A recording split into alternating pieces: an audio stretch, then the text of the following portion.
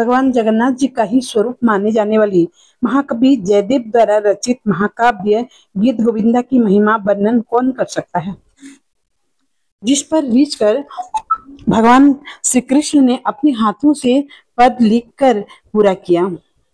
जयदेव जी और उनकी पत्नी पद्मावती श्री कृष्ण प्रेम रस में डूबे रहते थे। जयदेव जी को भगवान के दशा अवतारों का प्रत्यक्ष दर्शन हुए थे। एक दिन भावावेश में जयदेव जी ने देखा कि यमुना के तीर पर कदम के नीचे भगवान श्री कृष्ण मुरली हाथ में लिए हुए मुस्कुरा रहे हैं। तभी उनके मुख से यह गीत निकला। यहीं से गीत गोविंद काव्य का आरंभ हुआ। इसमें प्रभु की श्रृंगार रस से पूरित लीलाओं का वर्णन है। देव जी कविता का अंतिम चरण पूरा नहीं कर पा रहे थे, तब एक बार श्री कृष्ण ने स्वयं आकर इस गीत गोविंद को संपूर्ण किया। जयदेव जी ने अपनी पत्नी पद्मावती से कहा, मैंने एक गीत लिखा है पर इसका अंतिम चरण ठीक नहीं बैठता, मैं क्या करूं? पत्नी ने कहा, इसमें घबराने की कौन सी बात है, स्नान करके लौटकर आप शेष चरण लिख लीजिएगा। पत्नी की स्नान करने की जाने पर जोर देने पर वे गंगा स्नान को चले गए। कुछ ही मिनट बाद जयदेव का वेश धारण करके स्वयं भगवान श्री कृष्ण आए और बोले, पद्मा जरा गीत गोविंद देना। पद्मा ने आश्चर्यचकित होकर कहा, आप स्नान करने के लिए गए थे ना, बीच में ही कैसे लौट आए? महामायावी किंतु भक्त वत्सल भगवान श्री कृष्ण ने कहा, रास्ते में ही अंतिम चरण याद आ गया, इसी से लौट आया। पद्मावती ने कलम और दवात ले आए। जयदेव वेशधारी भगवान ने कविता को पूर्ण कर दी। फिर पद्मावती से जल मंगाकर स्नान किया और पद्मावती के हाथ का भोजन ग्रहण कर पलंग पर विश्राम करने लगी। पद्मावती भगवान के पत्तल में बचा प्रसाद पाने लगी। इतने में ही गंगा स्नान करके जयदेव जी लौट आए। पति को इस प्रकार आते देखकर पद्मावती चौंक गई। जयदेव जी भी पत्नी को भोजन करते देखकर आश्चर्यचकित हो गए।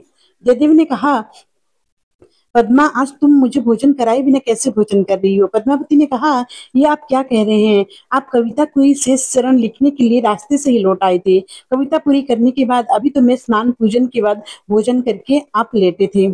जयदेव जी ने जाकर देखा, पलंग पर कोई नहीं सो रहा था। वे समझ गए आज अवश्य ही भक्त वत्सल भगवान की कृपा हुई है। फिर उन्होंने भगवान द्वारा लिखा कविता का शेष चरण देखा तो मन में कहा, यही तो मेरे मन में था, मैं संकोच बस लिख नहीं पा रहा था। फिर वे दोनों हाथ उठाकर रोते रोते पुकारने लगे, हे कृष्ण, हे नंद नंदन, हे राधा वल्लभ, हे ब्रज माधव, हे गोकुल नंदन, हे करुणा सिंधु, हे गोपाल, हे प्राण प्रिय, आज किस अपराध से इस किंकर को त्याग कर आपने केवल पद्मा को ही मनोरथ पूर्ण किया, उनको ही दर्शन दिया। इतना कहकर जयदेव जी पद्मावती की पत्तल से श्रीहरि का प्रसाद उठाकर खाने लगे। पद्मावती ने उन्हें अपनी जूठन खाने से रोका भी, पर प्रभु प्रसाद के लोभी जयदेव जी ने उसकी एक न सुनी। इतना घटना के बाद जयदेव जी संकोच छोड़कर उस गीत गोविंद को गाते हुए मस्त घुमा करते और उस गीत को सुनने के लिए नंद नंदन उनके पीछे पीछे छिप चलते रहते थे। भक्त का प्रेम ईश्वर के लिए महापास है, जिसमें बंधकर भगवान भक्त के पीछे पीछे घूमते हैं। इस भगवत प्रेम में न ऊंच है, न नीच है, न छोटा है, न बड़ा है, न मंदिर है, न जंगल है, न धून है, न चैन है, न तो बस प्रेम की पीड़ा, इससे तो बस भीगने में ही सुख है। यह प्रेम भक्त और भगवान दोनों के समान रूप से तड़पाता है।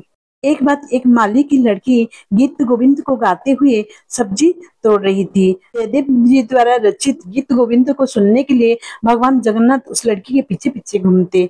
उस समय भगवान ने अत्यंत महीन ढीली पोशाक धारण की हुई थी, जो कांटों से उलझ कर फट गई। लड़की के गाना खत्म होने पर जगन्नाथ जी मंदिर में पधारे तो उनके फटे वस्त्रों को देखकर पुरी का राजा उनके दर्शन के लिए आए थे।